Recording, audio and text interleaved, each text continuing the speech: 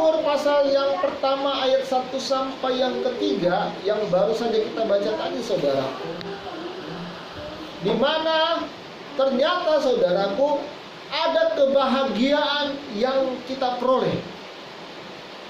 Ya. Jadi ketika kita mengetahui kebenaran firman Tuhan ini, maka di sini letaknya kebahagiaan itu, saudara. Mungkin sebagian kita mengira, memikirkan, atau menyangka kebahagiaan itu letaknya pada hal-hal yang lain. Saya bahagia ketika saya bermain game sampai 1-2 jam. Atau mungkin saya bahagia ketika rekening saya diisi dengan nominal sekian-sekian. Saya bahagia ketika saya dikunjungi oleh orang yang saya kasih, saya sayangi. Ya. Tetapi sesungguhnya, saudara, kebahagiaan yang saya sampaikan tadi, yang saya sebutin tadi, saudaraku, itu adalah kebahagiaan yang semu, kebahagiaan yang sementara. Tetapi kebahagiaan yang sesungguhnya, kebahagiaan yang kekal itu adalah ketika kita tahu, ketika kita melakukan Mazmur pasal 1 ayat yang 1 sampai yang ketiga tadi. Saya ulangi, saya akan membacakannya buat kita. Berbahagialah orang yang tidak berjalan menurut nasihat orang fasik, yang tidak berdiri di jalan orang berdosa, dan yang tidak duduk dalam kumpulan pencemooh, tetapi yang kesukaannya ialah Taurat Tuhan, dan yang merenungkan Taurat itu siang dan malam.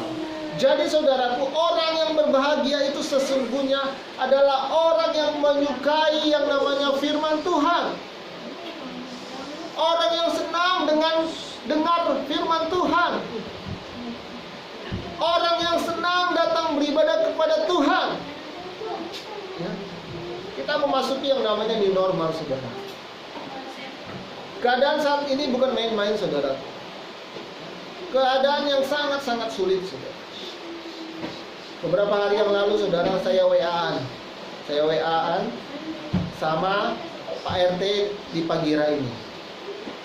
Ternyata beliau, saudara, 5 hari kerja dalam sebulan. Jadi 25 hari libur. Ya. Memang saya tidak perpanjang apakah beliau dibayar gajinya atau dan lain sebagainya. Ya, kemungkinan besar pasti ya penghasilannya akan berbeda dari yang sebelumnya. Mungkin saja lebih kecil saja. Artinya apa, saudara? Keadaan saat ini benar-benar keadaan yang sulit. Makanya banyak sekali mulai terjadi yang namanya kejahatan. Banyak sekali orang yang stres, galau, gundah gulana. Makanya mari kalau siang hari ini kembali diingatkan lewat kebenaran firman Tuhan. Yaitu apa? Kita harus menyukai yang namanya firman Tuhan. Kita yang harus menyukai yang namanya Taurat Tuhan. Kita harus merenungkannya siang dan malam. Itu kata firman Tuhan, saudara. Bukan kata saya. Kalau kita masih lebih suka melihat handphone kita, lebih suka melihat media sosial, main game dan lain sebagainya, saudaraku, atau ke tempat-tempat yang lain, saudaraku, saya mau sampaikan pagi hari ini, engkau tidak akan menemukan yang namanya kebahagiaan itu, saudara. Ya. Lain hal kalau memang ya media sosial itu kita pergunakan sebagai mata pencaharian kita, saudara. Kalau itu harus dikerjakan. Tapi kalau hanya untuk kesenangan pribadi, untuk menyenangkan hati saja, saya mau menyampaikan, saya mau katakan hari ini, jangan, tidak, saudara. Kalau hanya sekedar untuk kita tahu informasi, untuk kita bisa berkomunikasi jarak jauh, itu boleh, silakan. Atau untuk dipergunakan dengar firman Tuhan, boleh, silakan, saudara. Tetapi bukan untuk hal-hal yang lain, untuk menyenangkan hati kita. Kita tahu, saudaraku, Raja Daud di dalam kitab Mazmur, saudara, 7 kali sehari dia merenungkan Taurat Tuhan. Dia berdoa, dia berseru kepada Tuhan, saudara. Makanya kehidupan Raja Daud itu adalah kehidupan yang berhasil di hadapan Tuhan. Kehidupan yang berhasil di dalam Tuhan. Walaupun Raja Daud pernah jatuh, tapi Alkitab katakan dia tidak akan jatuh sampai yang namanya tergeletak. Ada tangan Tuhan yang akan mengangkat Raja Daud. Ya. Kalau kita bandingkan dengan anaknya Raja Salomo, saudara. Walaupun Alkitab mencatat Raja Salomo itu adalah raja yang paling berhikmat, raja yang paling kaya di antara semua orang-orang di muka bumi ini. Ya. Tetapi kita perhatikan, kekayaan Salomo itu berasal dari mana? Dari ayahnya yang bernama Raja Daud. Ya. Orang-orang memandang ayahnya Daud adalah sosok yang luar biasa. Ibaratnya papanya, ayahnya yang menabur, anaknya yang menuai Raja Salomo. Tetapi hari ini saya mau menyampaikan, saudara, ya, kekayaan yang mungkin berbicara Salomo itu adalah raja yang berhikmat, yang luar biasa, ya, yang terkenal, saudara, dengan hikmatnya. Tetapi sesungguhnya, saudaraku, kekayaan harta hikmat itu bisa habis. Tapi ketika kita ada hati yang takut akan Tuhan, itu akan kekal selamanya. Ya. Alkitab mencatat bahwasanya Daud itu berkenan di hadapan Tuhan. Tetapi kalau kita lihat akhir perjalanan Raja Salomo, ketika dia memiliki 300 istri, berapa? 700 gundik. Ya. Tapi kesemuanya itu mereka tidak takut akan Tuhan, sehingga di masa tua Raja Salomo dia tidak setia kepada Tuhan. Ya. Mari sidang jemaat Tuhan yang saya kasihi di dalam nama Tuhan Yesus, kekayaan tidak menjamin engkau merasakan kebahagiaan dekat dengan Tuhan. Ya. Kemudian kehormatan, kemudian kepintaran, kecerdasan tidak menjamin kebahagiaan. Tapi ketika engkau datang kepada Tuhan, engkau menyukai yang namanya Taurat Tuhan, firman Tuhan, ya, engkau senang bersekutu duduk di kaki Tuhan, maka saya akan mengatakan disitulah letak kebahagiaan yang kekal sesungguhnya. Ya, mari jemaat Tuhan yang saya kasihi, kita mungkin pernah mengalami yang namanya titik jenuh. Ya, saya pernah mengalaminya, saudara. Ada beberapa kali saya mengalami yang namanya titik jenuh, saudara. Tetapi ketika saya mengalami titik jenuh tersebut, saudara, saya datang menghampiri Tuhan. Saya pernah duduk di kaki Tuhan sampai kurang lebih 1 jam, saudara. Saya duduk menyembah, memuji Tuhan, menangis kepada Tuhan. Maka luar biasa sukacita, kebahagiaan itu kembali lagi, saudara. Semangat itu kembali lagi, saudara. Ya. Kita mau belajar dari kebenaran firman Tuhan. Makanya kalau kita perhatikan ayat yang ketiga, ia seperti pohon yang ditanam di tepi aliran air, yang menghasilkan buahnya pada musimnya, dan yang tidak layu daunnya, apa saja yang diperbuatnya berhasil. Ya, kebetulan sekali, saudara, tadi pagi, ya, ketika kita di halaman bersama dengan istri, kita melihat pohon jambu kita, saudara, ya, daunnya agak kering. Kalau bahasa Batak agak meros gitu, ya. Kemudian saya bilang, oh ini karena kurang air. Cuma tante katakan, tapi kayaknya beberapa hari ini datang hujan. Memang hujan di daerah kami ini, saudara, agak nanggung-nanggung gitu, ya. Nah, di situ kelihatan dari tanahnya. Tanahnya itu saya perhatikan itu retak-retak. Memang kering ternyata, saudara. Nah, kalau seandainya pohon jambu kami ini, saudaraku, terletak di dekat, ya, ditanam di tepi aliran air, artinya apa, saudaraku?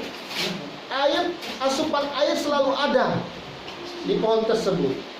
Saya percaya, saudara, pasti pohon jambu tersebut akan daunnya segar, buahnya akan bagus, saudara. Ya. Yang tidak layu daunnya, yang menghasilkan buah pada musimnya. Ya, pada musimnya, ya, saudara. Pas musimnya berbuah, ya berbuah. Kalau nggak musimnya, ya nggak mungkin berbuah gitu, saudara. Apa saja yang diperbuatnya pasti berhasil. Ini firman Tuhan. Ini Tuhan yang menyampaikannya, saudara.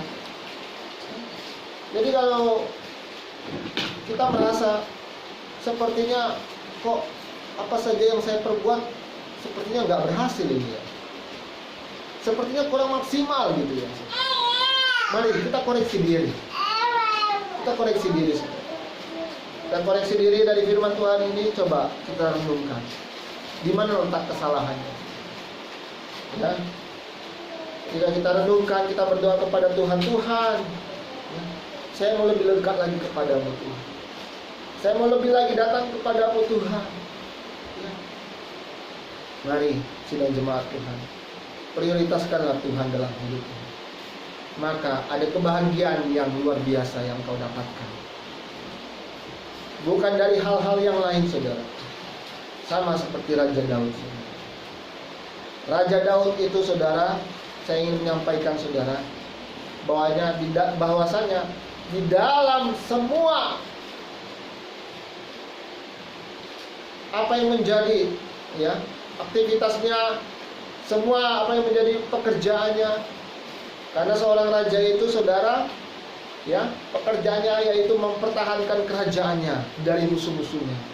Kalau zaman dahulu sering terjadi yang namanya peperangan demi peperangan, kerajaan A melawan kerajaan B, ya. Dan ketika Raja Daud memimpin bangsa Israel untuk yang namanya berperang, semua peperangan itu dimenangkan oleh Daud. Semua peperangan tersebut. Bahkan ketika 1 lawan 1, saudara, kita tahu sekali ceritanya, siapa lawan siapa? Daud melawan Goliat. Oh, mungkin kalau rame-rame bisa aja, bukan karena Daud. Mungkin kita berpikir seperti itu, saudaraku. Ya mungkin saja karena prajurit-prajuritnya hebat, saudara. Tapi ketika 1 lawan 1 pun juga Daud menang. Kuncinya karena apa? Karena Daud disertai oleh Tuhan. Daud yang kecil secara fisik melawan Goliat yang begitu besar secara fisik, tetapi Daud bisa memenangkan pertempuran tersebut karena Tuhan menyertai Daud. Bagaimana dengan kita, saudara? Bagaimana dengan kita? Kalau kita perhatikan Raja Salomo, saudara, dengan segala kekayaannya, kebetulan tadi ya saya pelajari, saudaraku, saya mendapatkan informasi bahwasanya kekayaan Raja Salomo ketika membangun bait suci Allah yang dibangun Raja Salomo itu nominalnya, biayanya itu memakan jumlah sebesar 1.500 triliun. Kalau dirupiahkan, saudara, 1.500 triliun. Itu luar biasa, karena dari emas kan, saudara. Emas, perak, barang-barang yang mewah, saudara. 1.500 triliun. Itu hanya untuk pembangunan bait suci Allah. Itu zaman dulu, saudara. Ya. Coba dengan zaman sekarang, saudara, udah berapa? Kalau kita ketahui orang terkaya di dunia saat ini yang bernama siapa? Bill Gates. Dihitung-hitung, saudaraku, kekayaan Bill Gates, ya, kalau dihitung-hitung secara apanya ya, rata-rata, saudara, berkisar sekitar 500 triliun, ya, 500 triliun rupiah kalau dirupiahkan, saudara. Berarti